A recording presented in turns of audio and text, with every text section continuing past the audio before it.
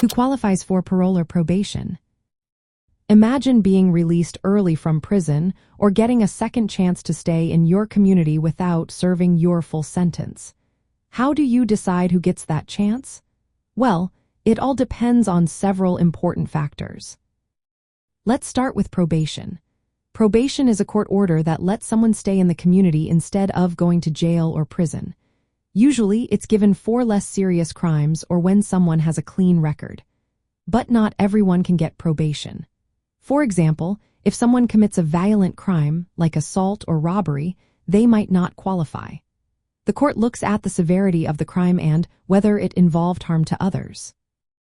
Criminal history also plays a big role. If a person has been convicted of crimes before, they might be less likely to get probation. The judge considers if the person has shown they can follow rules and stay out of trouble. The safety of the community is a top concern. If the judge thinks the person might pose a risk, probation might be denied. The person's ability to follow probation rules is also checked. This includes being able to report to a probation officer regularly, holding a job or going to school, and participating in programs like drug treatment if needed. If someone can meet these conditions, they are more likely to qualify. Now let's talk about parole. Parole is when someone who is already in prison gets released early, but they still have supervision. To be eligible, the person usually needs to have served a certain part of their sentence. For example, they might need to have completed at least 1/3 or half of their time. Certain crimes automatically make someone ineligible for parole. These include first-degree murder, kidnapping, rape, arson, or serious drug trafficking. The parole board looks at how the inmate behaved in prison.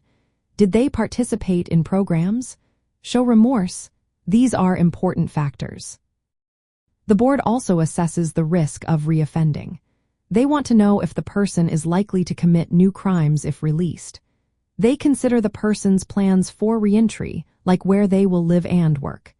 If everything looks good and the person has shown they are willing to change, they might get parole. Both parole and probation decisions involve careful evaluations. They look at the person's past, their behavior, and the potential danger they might pose. The goal is to balance giving people a second chance with protecting the community. Knowing who qualifies helps us understand how the criminal justice system works to manage different offenders and crime types.